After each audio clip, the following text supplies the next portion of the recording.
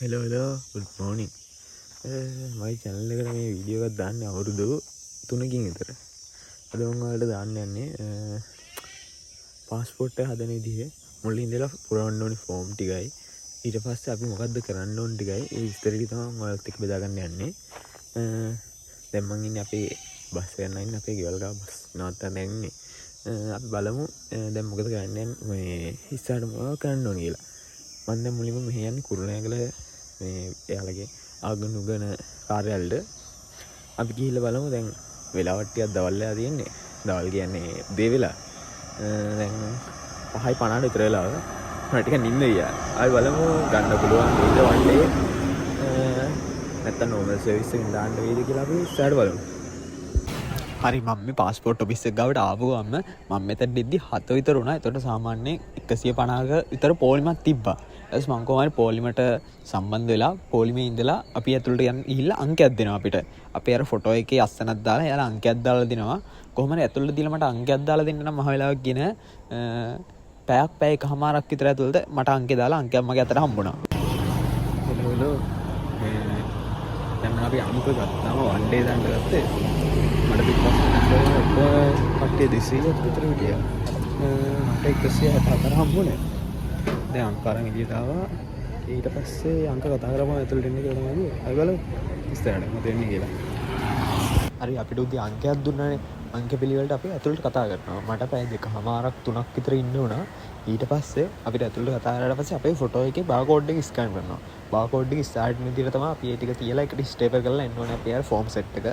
ඊට පස්සේ අපි ඇතුළට ආවට පස්සේ අපේ ඉන්දවල තියෙනවා. ඉන්දවල තිබ්බට පස්සේ අපේ බයෝමෙට්‍රික් ටික ඇඩ් කරන්න අපිට ඉස්සරහින් ඉන්න කියලා කියන අංක පිළිවෙලට කතා කරලා.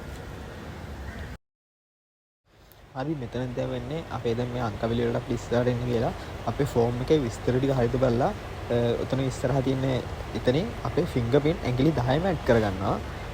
එතනින් ෆින්ගර් ප්‍රින්ට් එක ගත්තට පස්සේ එතනින් හා පැත්තේ තියෙන කවුන්ටර් එකට ගිහිල්ලා අපි අපේ සල්ලි ගන්න ඕනේ. සල්ලි බඳින්න ඕනේ. හරි මට ඉතුරු වීඩියෝ ටික බලන්න බැරි වුණා. මම මේ වීඩියෝ ගන්න කොහොමද? අතනදී අපි මම අර ෆින්ගර් ප්‍රින්ට් ඇඩ් කරගන්න ඕනේ කිව්වේ. එතනින් ෆින්ගර් ප්‍රින්ට් එක දුන්නාට පස්සේ එතනින් දීලා ඉවරලා අපිට එහා පැත්තේ කවුන්ටර් එකට යවනවා. එතනින් අපි සල්ලි ගන්න ඕනේ. කලින් කිව්වා වගේ නෝමල් සර්විස් කරන රුපියල් 10000කින් වන් ඩේ සර්විස් එකට එහෙම නැත්නම් ඒජන්ට් සර්විස් එකට රුපියල් 20000ක බඳින්න ඕනේ. සල්ලි බැන්දාට පස්සේ අපිට දෙනවා එතන රිසිට් එක සල්ලි බැන්දා කියන එක. එතනින් සල්ලි බැන්දාට පස්සේ අපිට පැය ඉන්න ඕනේ.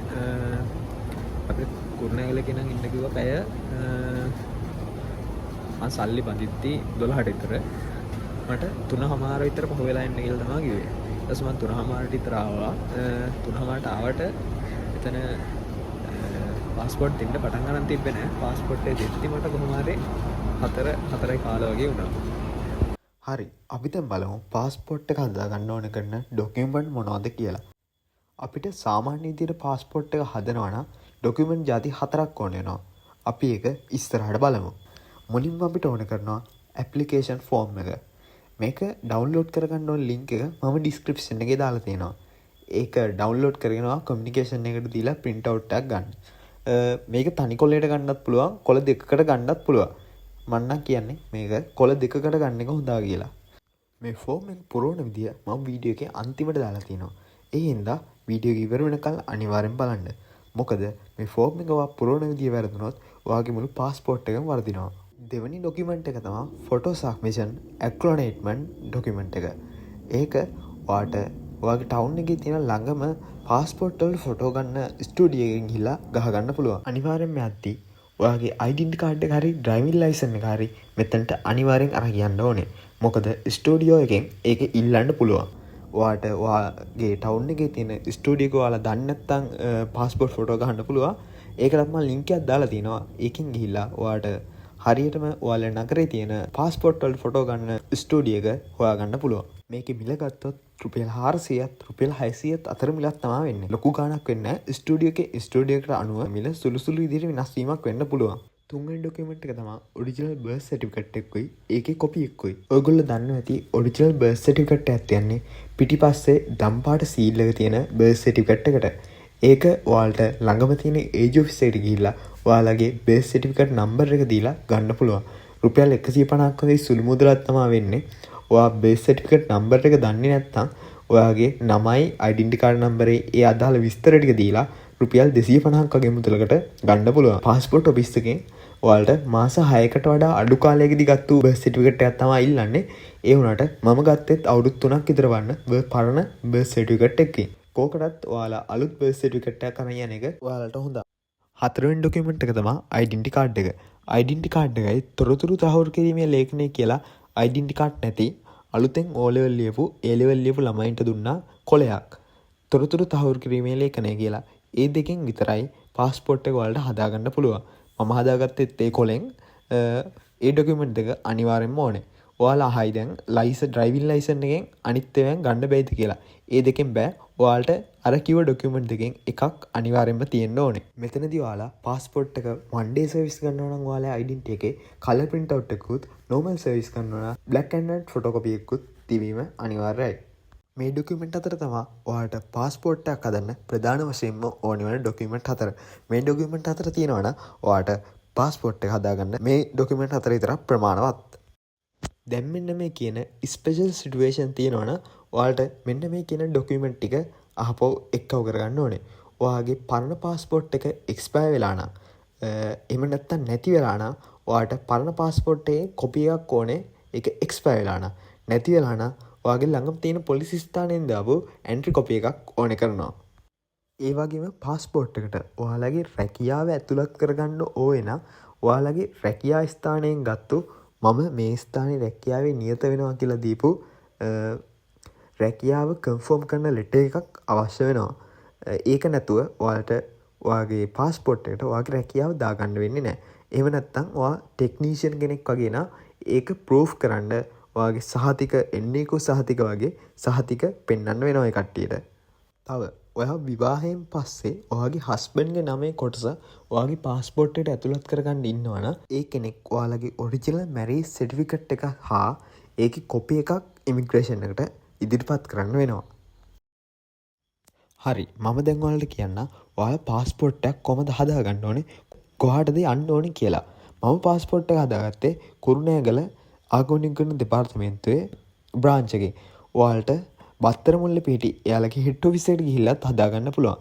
ඒකට ගියොත් දවසකට පාස්පෝර්ට් 1500 2000 අතර ප්‍රමාණයක් ඉෂුව කරන හින්දා ඔයාලට අනිවාර්යෙන් එහෙන් ගන්න පුළුවන්. කුරුණෑගල මාතර වවුනියා කැන්ඩි වගේ තියෙන එයාලගේ වෙන බ්‍රාන්ච් එකකට ගියොත් දවසකට පාස්පෝර්ට් 170ත් 200ත් අතර ප්‍රමාණයක් ඒ බ්‍රාන්ච් එකකින් නිකුත් කිරීම සිදු කරනවා. ඔයාලා පාස්පෝර්ට් one day සර්විස් ගන්න බලාපොරොත්තු වෙනවා නම් පුළුවන් තරම් ඔයාලට පුළුවන් තරම් උදෙන්ම යන්න ඕනේ. මොකද මෙතන පිරිස වැඩි වුණාම ඔයාලට පාස්පෝර්ට් එක ගන්න යන වෙලාව වැඩි වෙනවා. මම නම් ගියේ ටිකක් දවල් වෙලා ඒ හින්දා මට ගන්න ටිකක් වෙලාව ගියා. තව ඔයාලා පාස්පෝර්ට් එක ගන්න ගියාම බලන්න එතන පෝලිම් දෙකක් තියෙනවා. one day සර්විස් එකට එක පෝලිමකුත් normal සර්විස් එකට තව පෝලිමකුත්. ඔයා එතන ඉන්න සිකියුරිටි ගෙන් අහලා හරිම පෝලිමට ඔයා සම්බන්ධ වෙන්න. අපි දැන් බලමු පාස්පෝර්ට් එක හදන්න යන මිල ගණන් කොහොමද කියලා. අලුතෙන්ම පාස්පෝර්ට් එකක් හදනකොට one day සර්විස් එකෙන් එහෙම නැත්නම් ඒජන්ට් සර්විස් එකෙන් හදනවනම් ඔයාලට රුපියල් 20000ක මුදලක් වැය වෙනවා. normal සර්විස් එකෙන් හදනවනම් රුපියල් 10000ක මුදලක් වැය වෙනවා. හැබැයි මම නම් කියන්නේ one day සර්විස් එකෙන් ඔයාලට පුළුවන් නම් ගන්න කියලා. මොකද දැන් තියෙන තත්ත්වෙත් එක්ක normal සර්විස් එකෙන් අපිට එන දවස හරියටම කියන්න බෑ. එයාලා නම් කියන්නේ සති 6න් පස්සේ තමයි අපිට පාස්පෝර්ට් එක නිකුත් කිරීම print කිරීම ආරම්භ කරන්න කියලා.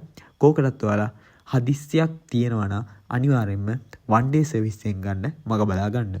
ඊට පස්සේ ඔයාගේ පාස්පෝර්ට් එක නැතිවීමක් වෙලා තියෙනවා නම් ඔයා පාස්පෝර්ට් එක අරන් අවුරුද්දක් ඇතුළත නැති වෙලා නම් ඔයාට පැනල්ටි මුදල එහෙම නැත්නම් දඩ මුදල විදිහට පාස්පෝර්ට් එක ගැනීමේ මුදලට අමතරව තව රුපියල් 20000ක් වියදම් කරන්න වෙනවා. එතකොට ඔයා one day සර්විස් ගන්නවා නම් ඔයාගේ පාස්පෝර්ට් එක අවුරුද්දක් ඇතුළත නැති වෙලා රුපියල් 40000ක මුදලක් ඔයා ගෙවීම සිදු කරන්න ඕනේ. normal සර්විස් ගන්නවා නම් ඔයාගේ පාස්පෝර්ට් එක අවුරුද්දක් ඇතුළත නැති වෙලා ඔයා රුපියල් 30000ක මුදලක් ගෙවීම සිදු කරන්න ඕනේ. ඔයාගේ පාස්පෝර්ට් එක නැති වෙලා අවුරුද්දකට වඩා වැඩි කාලයක් ගත වෙලා තියෙනවා නම් පැනල්ටි මුදල විදියට රුපියල් 15000කුත් පාස්පෝර්ට් එක one day සර්විස් ගන්නවා නම් රුපියල් 20000කුත් normal service ගන්න ඕන රුපියල් 10000කුත් බඳින්න ඕනේ. එතකොට one day service ගන්න ඕන සම්පූර්ණ මුදල විදියට රුපියල් 35000කුත් normal service ගන්න ඕන රුපියල් 25000කුත් මුදල් බැඳීම සිදු කරන්න ඕනේ. දැන් ඔයාලා පාස්පෝර්ට් හදන්න ඔන්ලයින් අපොයින්ට්මන්ට් කිසි දෙයක් දාන්න ඕනේ නැහැ. ඔයාලා පුළුවන් තරම් ඔයාලා ළඟම පිහිටි කාර්යාලයට ගිහිල්ලා උදෙන්ම ගිහිල්ලා පොලිමේ ඉන්න ඕනේ. ඔයාලගේ බ්‍රාන්ච් එකට යනකොට ඔයාලගේ ඩොකියුමන්ට් වල ෆොටෝ සබ්මිෂන් නෝට් එකේ බාකෝඩ් එක උඩට ඉන්න විදියට ඒ ෆොටෝ එක තියලා ඔක්කොම ඩොකියුමන්ට් එක එකට තියලා ස්ටේපර් එකක් ගහගෙන යන්න. මොකද ඔය ඩොකියුමන්ට් එකේ තියෙන බාකෝඩ් එක ස්කෑන් කරලා තමයි ඔයාලට අර මම උදේ වීඩියෝ එකේ තිබ්බ රිසිට් එක ඔයාලට නිකුත් කරන්නේ. ඒ රිසිට් එක නිකුත් කරාට පස්සේ ඔයාලව ඒ අංක පිළිවෙලට කතා කරනවා. අංක පිළිවෙලට කතා කරාට පස්සේ ඔයාලව එක කවුන්ටර් එකකට අරගෙන ඒ කවුන්ටර් එකෙන් ඔයාලගේ ෆෝම් සෙට් එක චෙක් කරලා බලනවා. චෙක් කරලා බලලා එතන එහා පැත්තේ කවුන්ටර් එකට දාලා ඔයාලගේ ෆින්ගර්ප්‍රින්ට් එක ඇඩ් කරගන්නවා. ෆින්ගර්ප්‍රින්ට් එක ඇඩ් කරගෙන ඉවර වෙලා එතන එහා පැත්තේ තියෙන කවුන්ටර් එකට ගිහිල්ලා ඔයාලා සල්ලි මුදල් බැඳීම සිදු කරන්න ඕනේ. ඔයාලා සල්ලි බැඳලා පස්සේ ඔයාලට රිසිට් එකක් දෙනවා. ඒක රිසිට් එක අරගෙන ඔයාලගේ පාස්පෝර්ට් එක නිකුත් කරන්න පැය 3:00ක වගේ වෙලාවක් ගත වෙනවා. normal service ගත්තා නම් මෙතනින් ඔයාලට සල්ලි ගෙවලා ගෙදර යන්න පුළුවන්. one day service දැම්මම පැය 3:00ක විතර වෙලාවක් ඉඳලා පාස්පෝර්ට් එක ලබා ගන්න පුළුවන්. මේක තමයි ඔයා පාස්පෝර්ට් එක ගද්දි පුරවන්න ඕනේ ෆෝම් එක. මේක හරියටම පුරවන විදිය මම ඔයාලට කියලා දෙන්නම්. හරි. මේකේ දැන් පළවෙනියටම තියෙනවා type of service. ඒ කියන්නේ ඔයා පාස්පෝර්ට් එක ගන්නේ one day service ද නැත්නම් normal service ද කියන එක. ඔයා one day ගන්නවා නම් මෙතන one day කියන එක ඉදිරියෙන් කතර ලකුණක්ද normal ගන්නවා නම් normal කියන එක ඉදිරියෙන් කතර ලකුණක්ද යෙදීම සිදු කරන්න ඕනේ. දෙවෙනි එක තමයි type of travel document. ඒක ඉදිරියෙන් ඔයා all countries කියන එක ඉදිරියෙන් කතර ලකුණක් යොදන්න ඕනේ. තුන්වෙනි කොටස තමයි ඔයාගේ පරණ පාස්පෝර්ට් එකක් තිබ්බනම් ඔයා දැන් පාස්පෝර්ට් එක අලුත් කරන්න නම් ඇවිල්ලා තියෙන්නේ ඔයාගේ පැරණි පාස්පෝර්ට් නම්බර් එක මෙතන ඇතුළත් කිරීම සිදු කරන්න ඕනේ. හතරවෙනි කොටස තමයි ඔයාගේ පාස්පෝර්ට් එක වෙන රටකදී නැතිවීමක් සිදු වුණා නම් මෙතන NMRP නම්බර් කියන තැන ඉදිරියෙන් ඔයාගේ NMRP නම්බර් එක ඇතුළත් කිරීම සිදු කරන්න ඕනේ. මෙතන මේ 3 සහ 4 කියපු කොටස් දෙකම අදාළ වෙන්නේ ඔයාට පැරණි පාස්පෝර්ට් එක තිබුණා නම් විතරයි. මෙතන පස්වෙනි කොටසට ඔයාගේ national identity card number එක ඇතුළත් කරන්න ඕනේ. national identity card number එකේ ඔයාගේ ඒක ඉවර වෙන්නේ X අකුරෙන් හරි V අකුරෙන් හරි නම් ඒකත් නිවැරදිව ඒකේ සටහන් කරන්න ඕනේ. හයවෙනි කොටස තමයි ඔයාගේ නමේ වාසකම.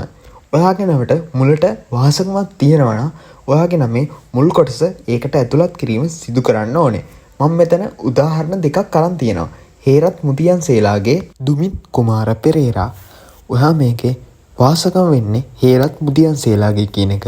මේ විදියට ඔයාගේ නමේ මුල් කොටසේ වාසකම නැත්නම් නිකම්ම නම තියෙනවා නම් ඔයාගෙන් වාසකම වෙන්නේ නමේ අවසාන කොටස. ඒකට අපි මෙහෙම උදාහරණයක් ගමු. දැන් මේ වගේ ජනිත් චතුරංග ලියනගේ ඒකේ වාසකම තමා ලියනගේ කියන නමේ අවසාන කොටස. මේ විදිහට ඔයා නිවැරදිව ඔයාගේ නමේ වාසකම ඒ කොටසට ඇතුළත් කිරීම සිදු කරගන්න ඕනේ. හත්වෙනි කොටස තමා other name. ඒ කියන්නේ ඔයා surname කියන කොටසට ඇතුළත් කරපු කොටස හැර නමේ ඉතුරු කොටස් ටික මෙතන නිවැරදිව ඇතුළත් කිරීම සිදු කරන්න ඕනේ. ඔයා ඔයාගේ නම ඇතුළත් කරද්දී නමේ හිස්තැන් ඒ හිස්තැන් වලට එක් කොටුවක් ඇරලා තමා ඔයාගේ නමේ කොටස් වෙන වෙනම ලියන්න ඕනේ. පැහැදිලි කැපිටල් අකුරෙන් තමා මේක සම්පූර්ණ කිරීම සිදු කරන්න ඕනේ. අටවෙනි කොටස තමා ඔයාගේ පර්මනන්ට් ඇඩ්‍රස් එක. ඒ කියන්නේ ඔයාගේ ස්ථිර පදිංචි ලිපිනය. මේකට ඔයාගේ ඩෙන්ටිටි කාඩ් එකේ තියෙන ඔයාගේ ස්ථිර පදිංචි ලිපිනය ඇතුළත් කිරීම සිදු කරන්න ඕනේ. ඔයා normal service passport එක ගන්නවා නම් ඔයා දැන් ඉන්න පදිංචි වෙලා ඉන්න ලිපිනය වෙනස් නම් ඔයා දැන් ඉන්න ස්ථිර ලිපිනය මේකට ඇතුළත් කිරීම සිදු කරන්න ඕනේ.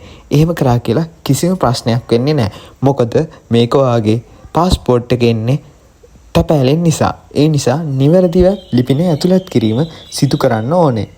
8.1 කොටසට ඔයාගේ පදිංචි දිස්ත්‍රික්කය ඇතුළත් කිරීම සිදු කරන්න ඕනේ. 9 වෙනි කොටසට ඔයාගේ උපන්දිනය ඇතුළත් කරන්න ඕනේ. මුලින්ම දිනය, මාසය, අවුරුද්ද විදියට ඒ පිළිවෙලට තමා ඔයාගේ උපන්දිනේ ඇතුළත් කිරීම සිදු කරන්න ඕනේ. ඊට පස්සේ 10 වෙනි කොටසට ඔයාගේ උප්පන්න සහතිකයේ අංකය ඇතුළත් කරන්න ඕනේ. ඔයාගේ උප්පන්න සහතිකයේ අංකය උප්පන්න සහතිකයේ දකුණු පැත්තේ උඩ කෙරවලේ අංක 3ක හරි 4ක හරි අංකයක් තියෙනවා. ඒකේ ඔයාගේ තියෙන්නේ අංක 3ක අංකයක් නම් මුලට බිංදුව දාලා සම්පූර්ණ කිරීම සිදු කරන්න ඕනේ. ඊට පස්සේ එතන එහා පැත්තේ ඔයාගේ උපන් දිස්ත්‍රික්කය ඇතුළත් කිරීම සිදු කරන්න ඕනේ. 11 වෙනි කොටස place of birth. ඔයාගේ උපන් ස්ථානය ඇතුළත් කිරීම සිදු කර ගන්න ඕනේ. මේක ඔයාගේ identity card එකෙත් ඔය නම් සඳහන් වෙලා තියෙනවා. 12 වෙනි කොටසට ඔයාගේ gender එක ඇතුළත් කිරීම සිදු කර ගන්න ඕනේ. මෙතනදී ඔයා male ද female ද කියන එක ඉදිරියෙන් කතිර ලකුණක් යොදන්න ඕනේ. මම කලින් කිව්වාගේ ඔයාගේ passport එකට ඔයාගේ රැකියාව ඇතුළත් කිරීම සිදු කරනවා නම් 13 වෙනි කොටසට ඔයාගේ රැකියාව ඇතුළත් කිරීම සිදු කර ගන්න ඕනේ.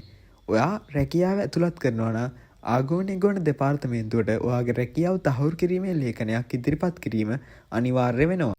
14 වෙනි කොටසට ඔයාට dual citizenship තියෙනවා නම් ඔයාගේ dual citizenship number එක ඇතුළත් කිරීම සිදු කරන්න ඕනේ.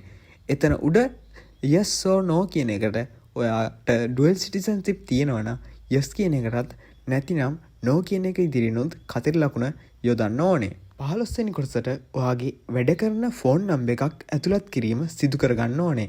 මෙතනට ඔයාට SMS එන ෆෝන් නම්බර් එකක් ඇතුළත් කිරීමට වග බලා ගන්න. 16 වෙනි කොටසට ඔයාගේ ඊමේල් ඇඩ්‍රස් එක ඇතුළත් කිරීම සිදු කරන්න ඕනේ. මේකට කැපිටල් සිම්පල් හරියට ඔයාගේ ඊමේල් ඇඩ්‍රස් එක ඇතුළත් කිරීම සිදු කරන්න. 17 සහ 18 කොටස් ඔයාට උවමනා වෙන්නේ ඔයාට ඩුවල් සිටිසන්ෂිප් තියෙනවා නම් විතරයි. නැත්නම් මේ කොටස් දෙක පිරවීමට උවමනා වෙන්නේ නැහැ.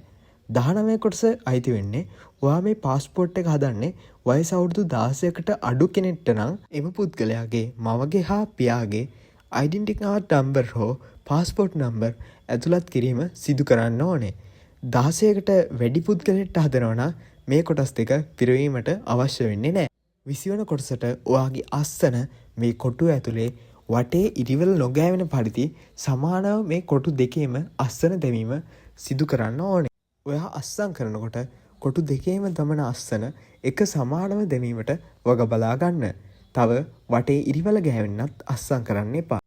ඊට පස්සේ යට දිනය කියලා තියෙන තැන ඔයා પાස්පෝර්ට් ඔෆිස් එකට යන දිනය දාලා එහා පැත්තේ අයදුම්කරුගේ අස්සන කියන තැන ඔයාගේ අස්සන කලින් දැම්මා වගේම අස්සම් කිරීම සිදු කරන්න ඕනේ.